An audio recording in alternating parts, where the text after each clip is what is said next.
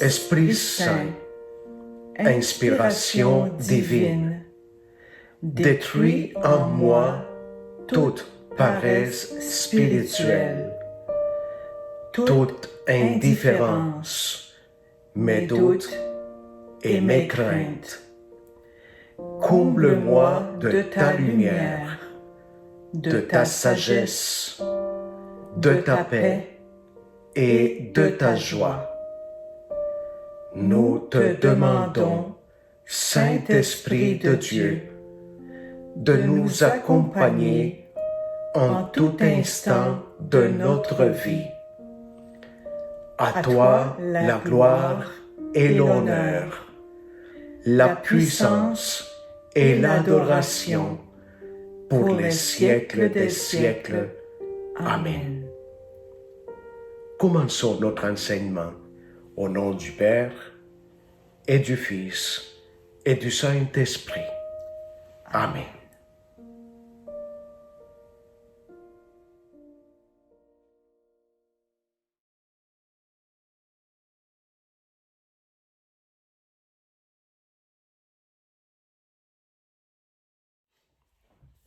Eh bien, jusqu'ici, nous avons appris que dans la Bible, les chiffres peuvent signifier une quantité symbolique, ou bien ils peuvent aussi contenir en eux un langage qu'il faut savoir décoder. Oui, bien sûr. Ça veut dire que nous arrivons en ce moment à notre troisième groupe de chiffres.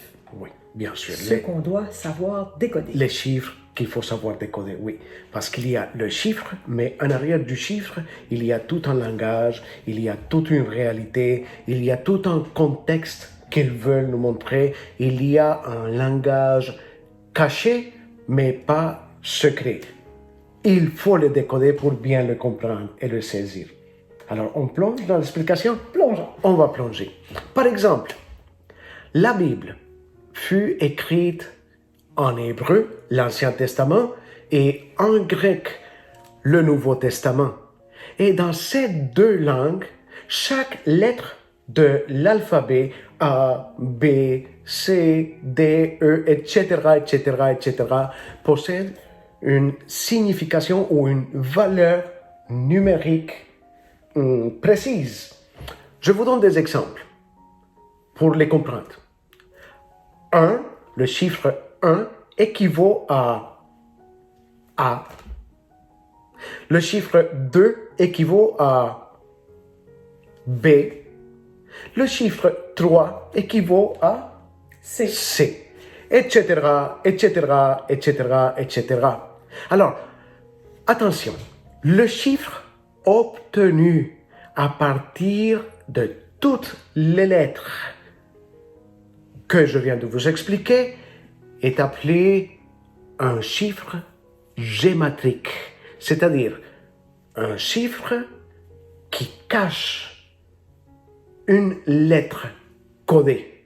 Il faut savoir le décoder, on a dit au début. Alors, tenons compte que les chiffres possèdent cette signification particulière. Et revenons au chiffre qui nous intéresse. C'est le chiffre 6 qu'on a mentionné au début. 6, et qui inquiète tellement de gens. Combien de gens qui ont peur à cause de ce chiffre? Qu'est-ce qu'il voulait vraiment dire? On s'est posé des questions au début de l'enseignement. Est-ce que ça nous prépare pour la fin du monde? Est-ce qu'il faudra clouer des portes et des fenêtres à cause de la grande dévastation? Est-ce que c'est la fin? Est-ce que l'Apocalypse nous en... On a posé des questions.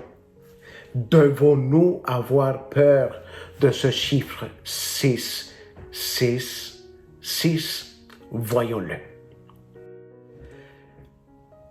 Comme on l'a dit au début, l'Apocalypse nous explique que ce chiffre n'est pas du tout associé au diable, mais qu'il est associé avec un homme concret. Et c'est ça qu'il faut retenir pour savoir décoder de quel homme il s'agit. Alors, le résultat de l'addition des lettres qui forment le titre de l'empereur Néron César en hébreu équivalent précisément en gématrie, je vous l'ai expliqué, gématrie, il y a la lettre et le chiffre qui équivaut, l'équivalent de cette lettre. Alors, Néron, César en gématrie nous donne le chiffre 6, 6, 6, comme nous pourrons le constater dans notre image qui suit.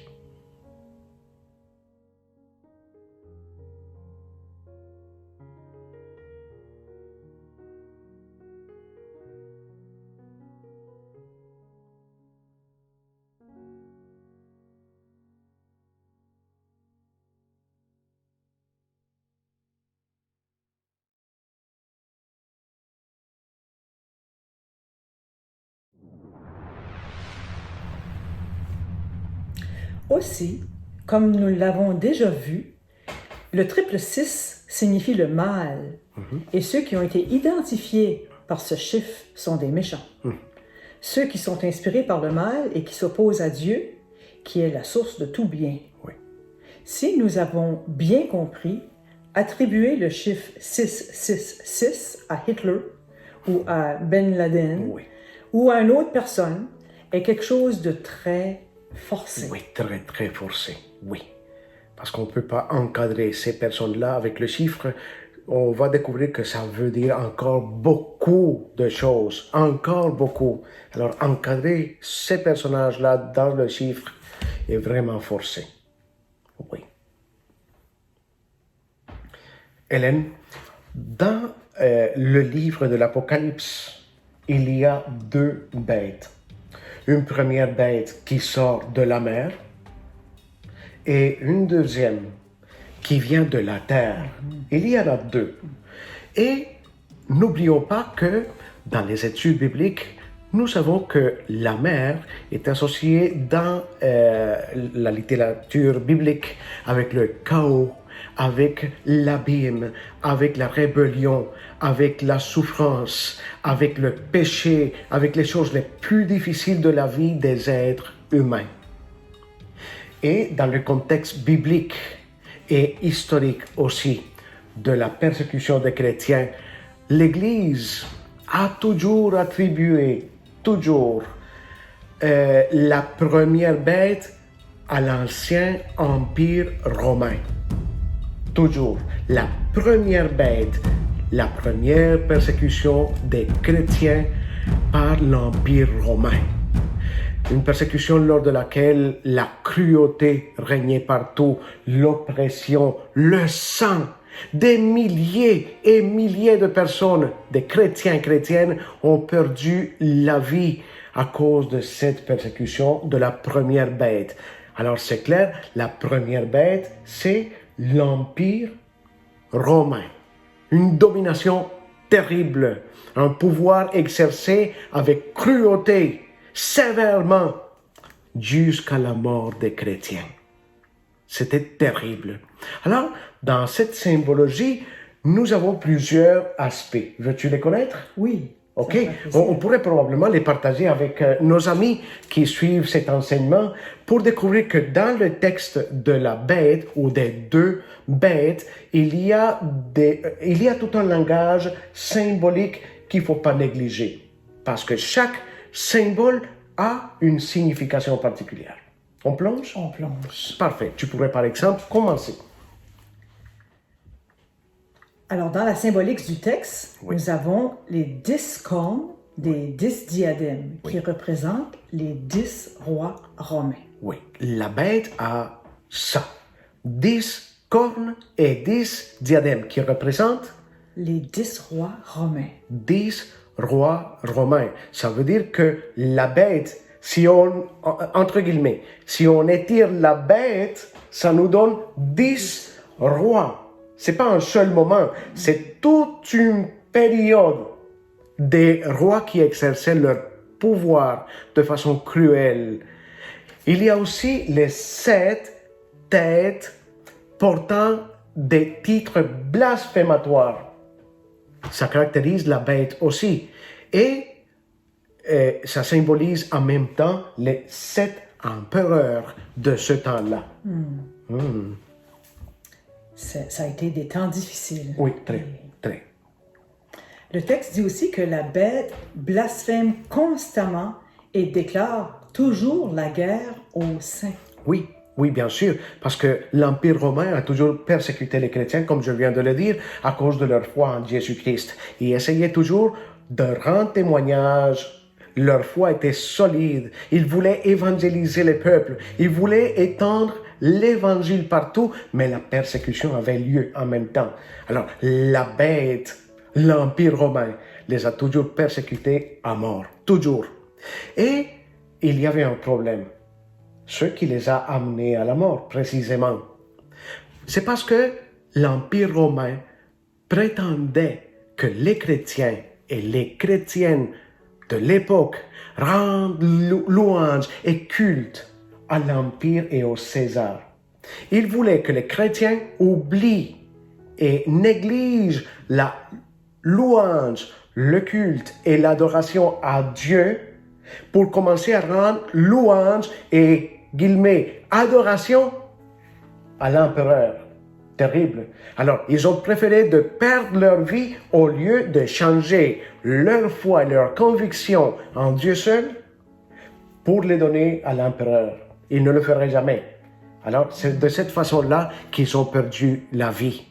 Alors, l'identité de cette première bête, Hélène et chers amis, nous aide à découvrir qui est, ou au moins à faire les premiers pas vers la deuxième bête de l'Apocalypse, celle qui vient de la terre, associée avec un homme ou plusieurs hommes, et qu'on appelle, ou bien que le livre de l'Apocalypse l'appelle, l'Antichrist. Oui.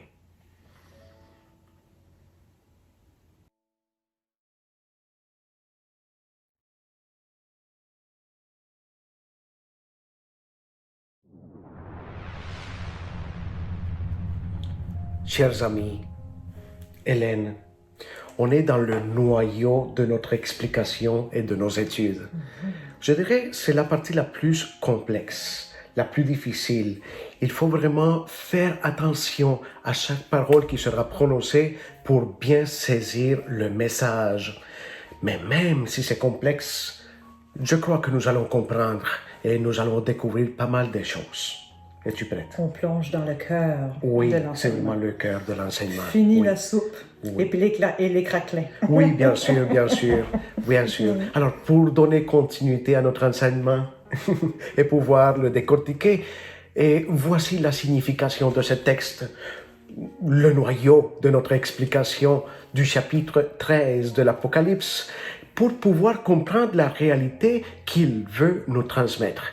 Rappelons-nous, un texte sans contexte, c'est un prétexte. Alors, le contexte et les éléments que nous devons retenir à partir du chapitre 13 de l'Apocalypse. D'abord, nous avons, selon le texte, un faux prophète. Il fut mentionné dans le texte. Un faux prophète. Et quelle est la caractéristique de ce faux prophète-là? Il rend service. Il n'est pas autonome. Il rend service à la première bête de l'Apocalypse. La première bête de l'Apocalypse, on l'a nommée, on l'a découverte. C'est l'Empire romain. Très bien. Cette fois-ci, le faux prophète rend service à l'Empire romain. Et dans la symbologie de l'Apocalypse, la corne est le signe de l'autorité. Et selon le texte, ce faux prophète-là ne porte pas une seule corne, mais deux. Alors, si une corne est signe d'autorité, maintenant, deux cornes en même temps, c'est pas les deux cornes du diable, non. Deux cornes en même temps, ça veut dire qu'il est super, hyper, méga puissant. Une seule, c'est l'autorité. Deux, c'est beaucoup plus qu'autoritaire. Il est puissant. C'est une immense autorité. Une immense autorité, c'est vrai, c'est vrai. Alors, après avoir compris que la première bête est l'Empire romain, nous pouvons maintenant comprendre que la deuxième bête de l'Apocalypse est le symbole d'un ministre ou de plusieurs ministres au service de Rome. Mais attention, ne comprenons pas Rome comme le Vatican. Non, non, non, non, non, c'est pas ça.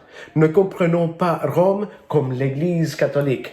Comprenons Rome comme l'Empire romain. Ça, c'est très différent et il faut faire attention.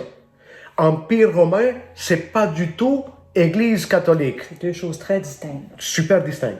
Il n'y a pas de relation. Pas du tout. C'est le pouvoir civil et le pouvoir religieux. C'est deux choses, deux pôles Complètement différents. complètement différents. Alors, la deuxième bête, le faux prophète, est au service de la première, de l'Empire romain. Et il possède, en conclusion, une grande autorité, énorme. Conclusion finale, il s'agit d'un autre empereur. Il n'y a pas de doute. C'était la succession d'empereurs, un après l'autre. C'était un pouvoir étendu durant beaucoup d'années. Beaucoup. Chers amis et Hélène, ce deuxième empereur avait une mission spécifique. D'abord, étendre l'Empire romain. Aller conquérir d'autres pays pour pouvoir imposer l'Empire romain. Étendre l'Empire ailleurs. Et aussi, il y avait un deuxième objectif. Dans tous les nouveaux pays qui étaient conquis par son pouvoir, par son objectif, il avait l'objectif aussi, excusez-moi de répéter le mot objectif, il avait le but, le désir, le but final de faire que tous les peuples obéissent, rendent louange et adorent la première bête de l'Apocalypse, c'est-à-dire l'Empire romain. Que tous les nouveaux peuples, tous les nouveaux pays qui s'ajoutaient, parce que l'Empire avait le but de s'étendre, que tous finissent en même temps par rendre louange et adoration à l'Empire romain. C'était terrible. C'était terrible, Hélène, parce que, autrement dit, c'est comme si on voulait tasser le royaume de Dieu et dire, c'est pas toi, c'est pas toi. C'est le royaume de l'Empire romain qui doit vraiment exercer son règne ici. Tasse-toi de là. C'est très délicat. Ce serait un peu comme si on voulait tasser l'Église pour commencer à adorer le gouvernement. Oui, exactement, oui. Et dans l'histoire de l'Église, nous le savons, c'est écrit dans l'histoire de l'Église, que les chrétiens qui étaient convaincus de leur foi, de leurs coutumes religieuses, des enseignements du Christ, des apôtres, de tous les premiers disciples du Seigneur, ils ont toujours refusé, c'est pas nouveau, toujours refusé le culte à l'Empire et au César. Attention mes chers amis, par le titre César, ne comprenons pas Monsieur César. Je pense que c'est un autre point, Hélène, qu'il faut souligner dans notre enseignement. César, ne le comprenons pas comme Monsieur César. C'est pas un seul. C'est pas un seul, c'est pas Monsieur César.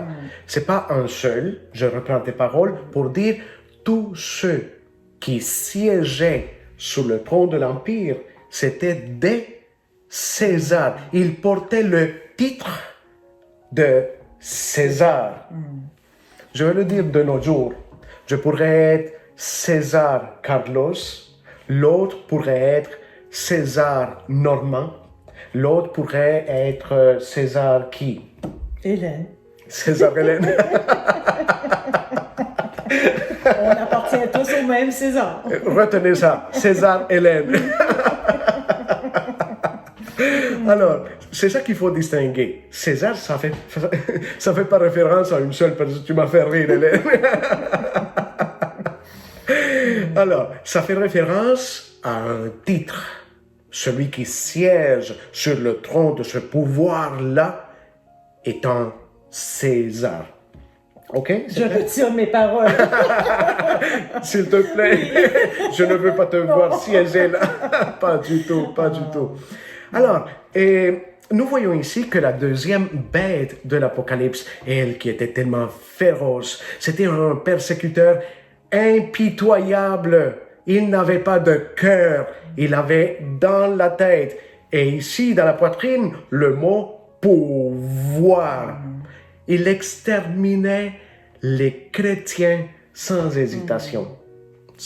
Il n'y avait pas de doute. Chrétiens!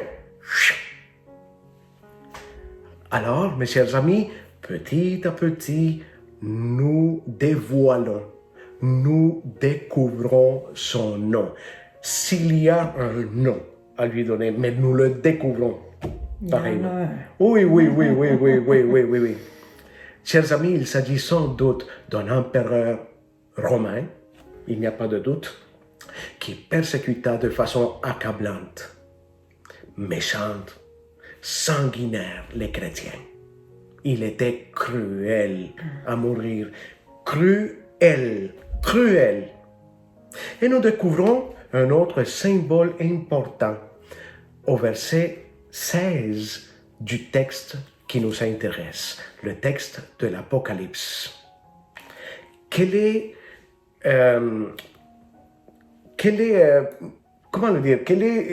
cette chose d'important que nous découvrons? Disons-le comme ça. Ce signe. Ce signe important. Oui. Tous ceux, écoutez bien ceci, tous ceux qui portent la marque sur la main droite ou bien sur le front, on parle toujours de la marque 666, représentent tous ceux et toutes celles qui rendaient culte à l'Empire de Rome, au César, à celui qui siégeait sur ce trône de gloire non éternelle, un trône de gloire accablante. Tous ceux qui faisaient ça avec le César avaient César, tu es le maximum ici, était, entre guillemets, c'est un langage symbolique, marqué du 6 sur la main droite ou sur le front. Puis il en était heureux. Ils étaient convaincus. Ils étaient contents. Oh oui. Et le fait de ne pas porter le symbole 666, c'était toute une tragédie, Hélène.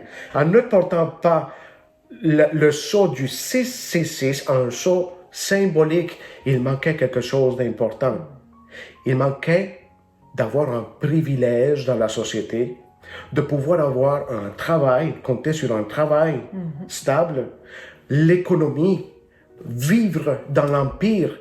Et tous ceux qui n'étaient pas marqués par ce symbole du 666 et qui n'adoraient pas l'Empire romain perdaient beaucoup de place dans l'Empire. Beaucoup. Les activités civiles quotidiennes de l'Empire, le travail, les droits au niveau juridique, etc. Ça leur convenait d'être marqués, de louer et rendre gloire au César, parce qu'avec ça, ils pouvaient avoir une place dans l'Empire romain. Sinon, ils étaient pires que des chiens dans la société. Ils étaient un petit rien. Un petit reste. Un petit reste. Alors, si on voulait être un petit quelqu'un, au moins, 666, et va rendre louange et adoration au César. Attention, je ne dis pas à César parce que c'est pas un monsieur, c'est tout monsieur qui siégeait sur le trône de l'Empire. L'empereur, c'était un César, un nouveau César. D'accord? Oui. C'est un gros morceau. Oui, c'est quelque chose. Très c'est gros quelque morceau. chose.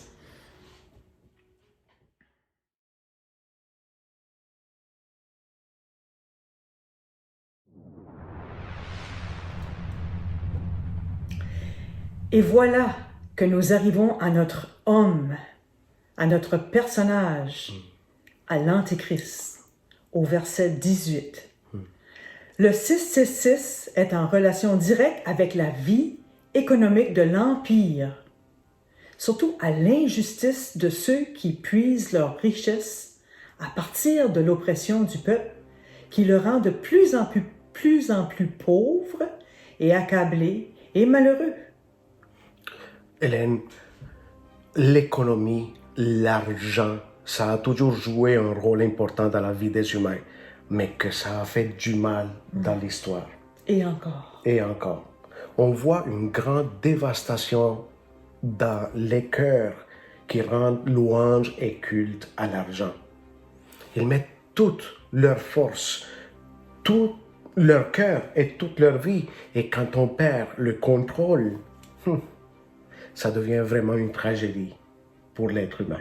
C'est une perdition. Oui, c'est une perdition. Et là, on continue à comprendre que si le 666 est en relation directe avec l'économie, on parle du Dieu argent. Oui.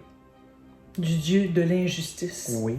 sociale. Oui, parce que l'amour pour l'argent amène vers l'injustice sociale. C'est vrai, Hélène. Alors nous pouvons dire deux choses que ce chiffre, le 666, ne fait pas référence. La première chose, il ne fait pas référence à une qualité intérieure de l'être humain. Non. Il ne fait pas référence à un péché spirituel. 666, c'est parce qu'il a péché de tel autre. Non, c'est une autre chose. Il est associé directement au fait de vendre et acheter. Un petit rappel qu'on parle toujours de l'Empire romain, que l'autre, la deuxième bête, était au service de la première. De quelle façon? Il est un bel empire, mais il négociait et il faisait que tout le monde adore l'empereur romain. C'était quelque chose, mais le chiffre est associé à l'économie, vendre et acheter. Il est associé à la vie économique du peuple et aussi bien sûr de l'Empire, parce qu'il devait tout envoyer là, s'enrichir de plus en plus. C'était quelque chose. S'enrichir sur le dos des pauvres. Pas plus, pas moins. C'était ça. Quelle affaire. Quelle affaire et quel enfer. Les deux choses. Oui. Puis quand on réalise que le Christ, c'est l'ère du Christ, le Christ est né là-dedans, dans ce gouvernement-là. C'est là que je l'admire le plus. Être capable de faire ce qu'il a fait dans un contexte comme ça, et ça prend un homme capable. Ça nous aide, ça nous fait plonger encore plus dans la parole de Dieu, qui est le Nouveau Testament. À chaque fois que Jésus faisait quelque chose de pas légal, c'était pas n'importe quelle petite cour à qui il avait affaire. Oui. Quand il disait qu'il mettait sa vie en danger, ils l'ont crucifié. Oui. Il a prêché, il a été contre tout ce système-là, et maintenant on comprend pourquoi ils l'ont crucifié. Ils l'ont vu comme une menace directe. C'est quelque chose. Ça nous aide beaucoup à comprendre. Beaucoup. Alors, si nous comprenons d'abord que le chiffre ne fait pas référence à un péché intérieur, pas nécessairement. Si on pratique les choses comme ça, c'est un péché. Oui. Mais dans le texte, dans le contexte de l'Apocalypse, il fait référence à vendre et acheter à l'économie de l'Empire pour l'enrichir à partir de l'accablement des plus petits, du peuple. Une deuxième chose, ce chiffre, le 666, ne fait pas référence non plus à un événement imprévisible. Pas nécessairement. Quelque chose d'inattendu, que nous ne pouvons pas éviter, une catastrophe qui est annoncée comme une prophétie, quelque chose qui sera associé avec la magie ou l'ésotérisme. Et comme tu le disais dans tes questions au début, devons-nous clouer nos portes et nos fenêtres parce que le tsunami s'en vient. Hey, regarde, sur Internet, il y a tellement de gens qui annoncent que ça s'en vient, qu'il y aura une tragédie mondiale, et qu'il y aura des tremblements de terre et des coups de tonnerre. nous voyons que le coup de tonnerre, la tragédie et le tsunami commencent au fond du cœur, là où tes cellules commencent à avoir un seul mot qui circule en elles, le mot argent, le mot avoir, le mot posséder, le mot accabler, le mot mépriser, le mot s'enrichir, le mot triompher, mais à partir du matériel, le Dieu argent. Quand il s'installe dans les entrailles de l'homme, le cœur même, il est dangereux. C'est là la vraie tragédie. Alors, si j'ai dit deux choses qui ne sont pas nécessairement la signification de ce chiffre, 666, serais-tu d'accord de nous dire à quoi il fait référence? Oui, avec plaisir. Il appartient à la vie sociale et la vie économique, parce que ceux qui n'ont pas la marque de la bête, le fameux 666, ils ne peuvent pas négocier, ils ne peuvent pas s'enrichir, ils ne peuvent pas faire partie de la société dominatrice, de l'empire qui oppresse les pauvres. Ils ne sont pas capables. Ils n'ont pas de place dans l'empire. Alors, s'ils ne sont pas marqués, ils ne peuvent pas travailler, ils ne peuvent pas rien faire. Ils ne peuvent pas rien faire. Rien. Ouais. Ils ne sont rien. Ouais. Sais-tu où ça m'amène dans les évangiles? Un évangile que j'ai toujours aimé, mais que j'aime encore mieux maintenant, celle de Zachée. Un collecteur d'impôts qui a été converti, qui a remis ses biens. Que c'est beau de découvrir des choses comme ça. Oui, j'avais jamais vraiment fait la liaison que Zachée Et Matthieu. et Matthieu, c'était un collecteur d'impôts aussi. Oui, mais ils ne les collectaient pas pour eux-mêmes ou pour leurs voisins. Non. Pour qui ils collectaient les impôts? Pour l'empereur romain. Pour Rome. Alors vous voyez l'ampleur. Un converti à partir de ça et de renoncer à toute la place qu'il pouvait avoir dans l'empire, c'est une vraie conversion. C'était une vraie conversion parce que là, c'est ça, il n'y avait plus ce pouvoir de négociation-là. Il l'avait beaucoup plus fort en celui qu'on connaît. Hélène, c'était des hommes courageux parce qu'ils savaient qu'en renonçant à ça, ils allaient avoir de graves problèmes avec l'Empire romain. Ils le savaient. Mais même comme ça, grâce à leur conviction et à leur foi en Jésus-Christ, ils ont su faire le pas, sans hésitation. Ils ont eu la foi. Oui. Oui.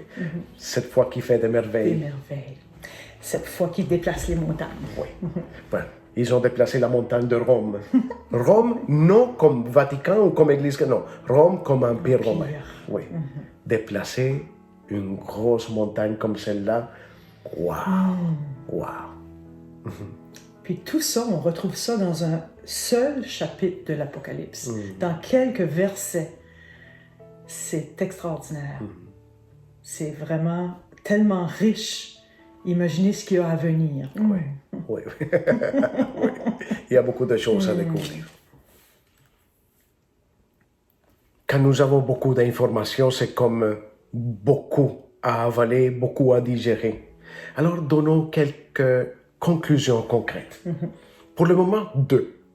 La première, le commerce injuste de tous ceux qui profitent de l'oppression romaine en ce cas, pour vendre, pour acheter, puis pour s'enrichir, puis pour accumuler tout pour moi, tout pour moi, tout pour moi, tout pour moi, en accablant le pauvre, est représenté par notre chiffre en question. Le chiffre 666. Voilà. Deuxième conclusion. La voici. D'après toute cette analyse, toutes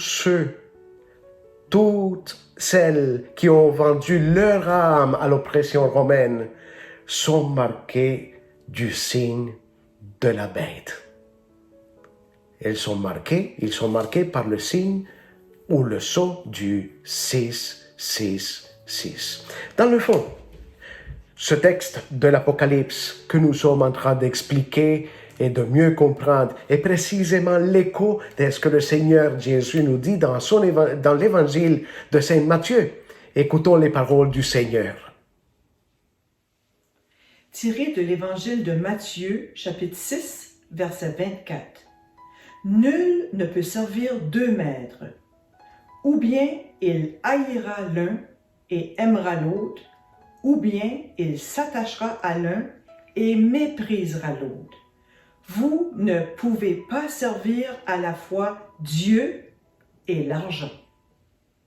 Hélène, on peut en tirer aussi une autre grande conclusion. Oui, Je te absolument. laisse. Je te laisse partager avec nous la grande Voici conclusion. la grande conclusion. Le vrai chrétien met toute sa confiance en Dieu seul et refuse de s'enrichir avec les puissances économiques et matérielles de ce monde. Car en le faisant, il oublie Dieu, il oublie son prochain, il s'oublie soi-même et chemine directement vers sa perdition et vers le culte et l'empire des ténèbres. Oui. Un vrai chrétien met toute sa confiance en Dieu. Seul. Oui, seul. Oui. On ne prend pas le détour, parce que le détour nous joue des tours. Des vilains. Oui, vraiment, vraiment. Alors, d'après l'enseignement du Seigneur, l'adoration de l'argent constitue et constituera toujours le mal des mots. Toujours. Et de cette façon, nous pouvons attribuer de nos jours le chiffre 666 à tous les pouvoirs économiques, mais auxquels? Aux pouvoirs économiques qui prétendent d'augmenter la brèche entre les riches et les pauvres en les accablant.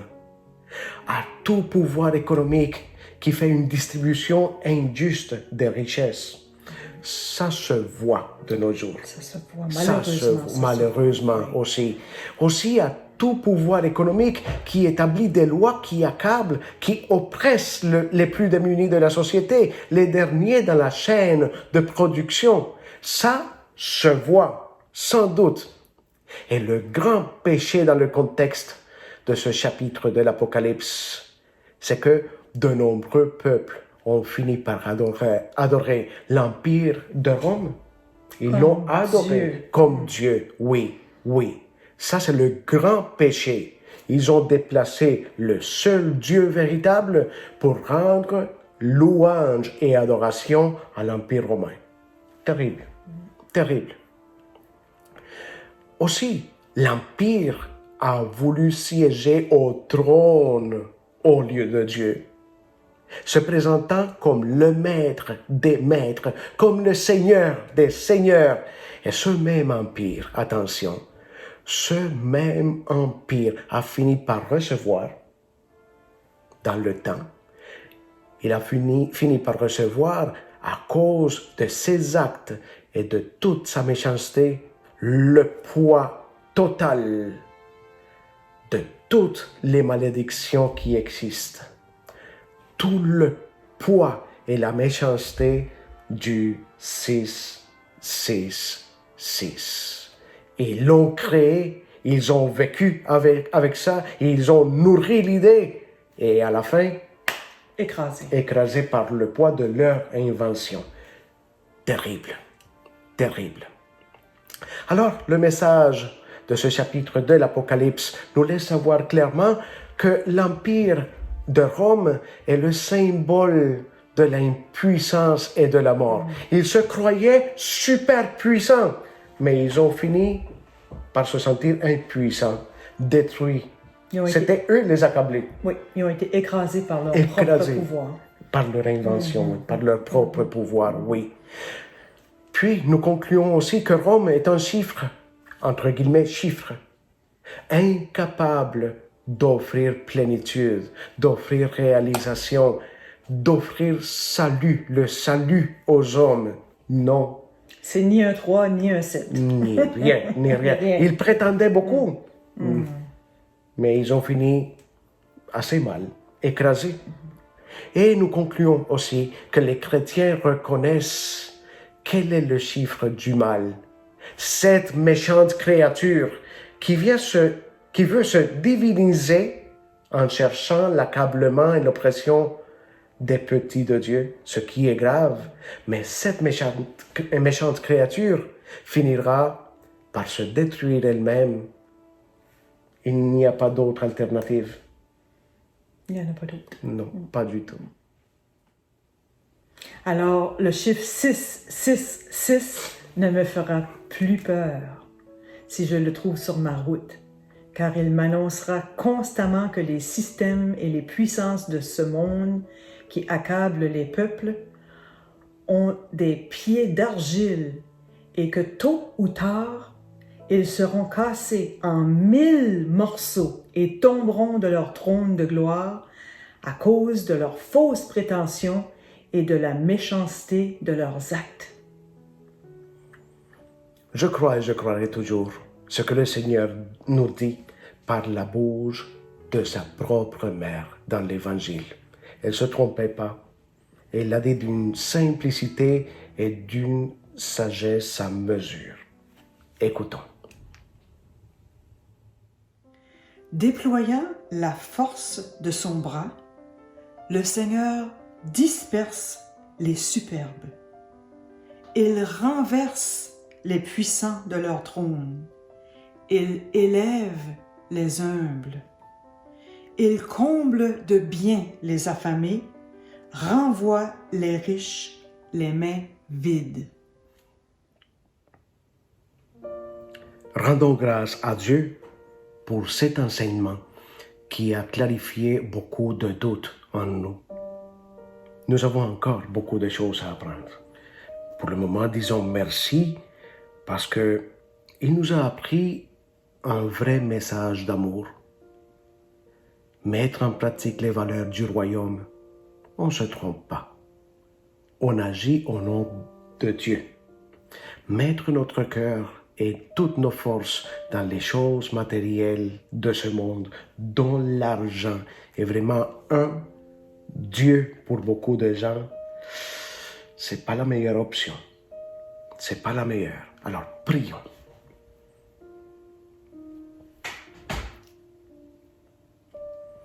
Dieu notre Père, nous te rendons grâce pour cette belle opportunité que tu nous donnes de partager ta parole de vie. Permets que cette petite semence du royaume porte de bons fruits en nous tous. Merci pour ta parole de vie qui est lampe sur notre route et qui guide nos pas par le juste chemin. Merci de nous faire comprendre que nous ne pouvons pas servir deux maîtres, car nous mettrons nos forces à aimer et à louer le prince de ce monde en oubliant ta toute-puissance et ton grand amour.